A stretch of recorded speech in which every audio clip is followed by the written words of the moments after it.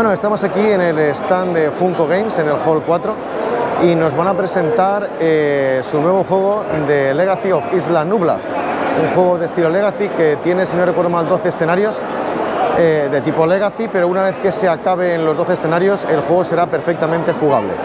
Así que vamos a entrar y a ver que nos expliquen qué nos ofrece el juego. Bueno, estamos aquí con Stefan de Funko Games, van a explicarnos The Legacy of Isla Nublar, cómo se juega y nos van a enseñar un poco el juego. So, just, you can begin. All right. Hello, Gabriel. So, yes, this is our legacy game, the Legacy of Isla Nublar. We're going to play 12 scenarios, and unlike other legacy games, this one, at the end of the 12th scenario, you can replay the game over and over. So it's not something that you discard once you are doing it. We have a main board here, which we're going to be using during the 12 round, and each time we are going to open an envelope. This is the tutorial adventure that you can also replay permanently, and inside we're going to have the content to run our first adventure. So this is the general rule book that looks like a little comic book, and because it's a legacy game, you have elements in the rule book where we're gonna have sticker later in the game to change the way the game works. And then in our first envelope, the first thing we get is another little booklet which describe the content of what we have in the envelope. So in this envelope, we have 4 survey tokens, 2 followers, 4 round cards, our first 5 characters with their special abilities. There are 27 total characters in the game. And then 2 buildings, 2 roads, and 2 walls. The next section of the rulebook is going to tell us how to set up this adventure, what are the different setups compared to what's in the rulebook. So we have to set up the round turn this way using one of the generic ones for round 4, and we are putting the survey token under the dinosaur on the map. Then the last section of that rulebook is telling us what our objectives or goals are for the scenario, which are reveal all 4 survey tokens, place the visitor center token and the genetic lab token on the board. So they are currently on the building right now, but we're going to put them on the board, and then resolve each mini game in each building. So in the visitor center, we are trying to make a row or a column of purple crates. And in the genetic lab, we are trying to resequence the DNA sequence to make it say GATC on each column. Right now it say GATT and AGCC. Okay. So those are the goals of our first adventure. There are 9 action tokens that are divided amongst all the characters. Character can take turns playing actions, and those actions are as follow. So we can do a run, which is just a move of 2 squares in any direction. If you are moving past a dinosaur, this is a risky move, and you have to roll a dice to see if you got injured. You can lead, which means we have those follower tokens on the board. They are pretty much food for the dinosaur, but we can lead them away, move them around the board.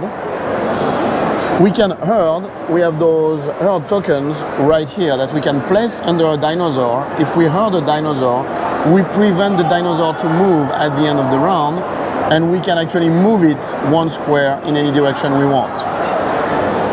The next action is to search.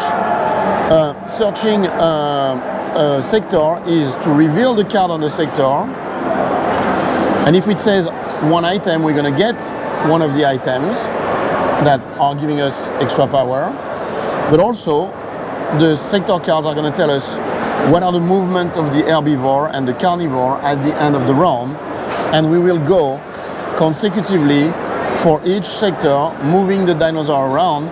So that was not a great example because we didn't move the herbivore, but this one, for example, is showing that I get 1 item, yay! And then the green dinosaur, which are the herbivore in sector 1, are going to move south, and then the red dinosaur, the carnivore, are going to hunt and move west. Okay. What is a hunt? On the back of our action card, we have the description of the hunt. Excuse me. No problem. When a dinosaur hunt, they are first going to try to look for prey. A prey is anything squishy and delightful. A player, a follower, another dinosaur. They will attack. So, for example, if T-Rex is attacking Triceratops, T-Rex is going to use 4 dice for its attack. Triceratops has 2 defense and has a protection against 1 claw and 1 explosion. So we're going to roll the 4 dice for T-Rex. We are ignoring one claw, but those 2 are making 2 damage. Unfortunately, the poor Triceratops has only 2 life, so he dies, and we are revealing 2 of the 10 consequence token up there. If we ever reveal 5 points of consequences, we lose the game. The distribution of the tokens are 1 0, 3 1s, and 2 2s. So you can see that you don't want the dinosaur to die. You want to stay away from them because they are dangerous, but you want to keep them alive, otherwise you will lose the game. So as for the hunt, if the dinosaur is hunting a prey, if there is no prey around, then the dinosaur is going to try to destroy building. In the first scenario, the building we have is a wall which has 2 damage points. The first time a dinosaur attacks, we are putting a damage point on it. The second time it attacks, the wall is destroyed. Okay. Finally, if there is no prey nor any building to destroy, we are doing an ambush, which is rolling the 20-sided dice, and that dinosaur is now jumping to spot number 19 on the board. So that's how the hunt works. And then finally, the 2 last things you can do is you can rest if you are indoor and get life back, or you can trade if you're on the same square. You can exchange items. So that's pretty much the mechanic of the game. We're going to take turn moving our character around, revealing objects, and at the end of each round, revealing the sector that's going to move the dinosaur. Now, we saw that in the scenario, it's telling us we need to build the building, but it doesn't telling us how to do it. When we start the first round, we reveal that first card, and it's a very nice comic design, and there is some flavor text. It's the survey island. We'll decide the best place to build after meeting with the survey crew. This card introduces a new rule in the game.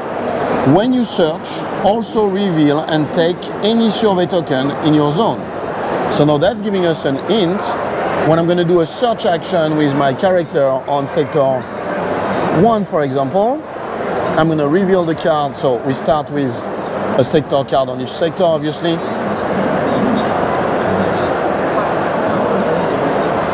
And if I move my character, I use my first action to move 2 squares.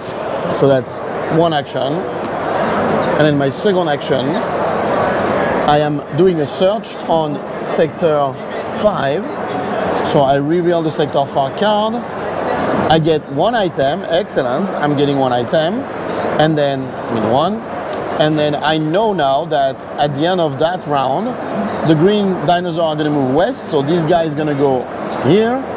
And this guy is going to hunt and then move south. But also, thanks to our first round card that gives us the new rule, we are also surveying. So we are revealing the token. And, mystery, we reveal the mobile lab. The rules say I have to take that token. I don't know what it's going to do now, but later during revealing some of the other cards, it's going to tell us if I have the mobile lab token, I can go to an open space and build the genetic lab. So that's how we're going to build that building, and then eventually I can get in the building, resolve the minigame, do the same thing for the visitor center, while trying to stay alive and avoiding the dinosaur, and finishing the first scenario. We encourage players to replay the tutorial scenario several times in order to be more familiar with the mechanic of the game, and then they can start with Adventure 1, which is the real start of the legacy. We are going to reveal 27 different characters from the several movies. There are 12 dinosaurs coming in play. We have vehicle, other building. The map is going to change as we play. Hours and hours on entertainment. Each adventure is about 2 hours, so you have about 25 hours of play with the game. And as I said earlier, after the 12th game, you can replay your own version of the game, because depending on the decision you made during all the Adventure Legacy, your game is going to look different from my game. And that's the Legacy of Isla Nublar. Okay, so it has some stickers or something that to modify the Isla Nublar? Yes. You have a sticker, something like that. So Yes, that's why yes. it's going to be unique after you finish the campaign. Everything is going to change. The rule book, the character. We are going to scratch on the character card to reveal special abilities as we go around. You may have noticed that on the sector card there is something about the weather. Yes. So later on, the weather element is going to come into the game, etc., etc. Okay, that's really, really nice. And just one last question. Your partner mentioned that if this goes well, expansion might be released next year, or the year or next, or in 2 years.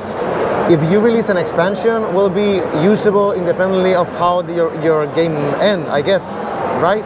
This is possible. I don't know at the moment. The development team haven't shared any secret about an expansion. Oh, okay. Well, thank you very much. It's been a pleasure. Thank you, Gabriel. See you.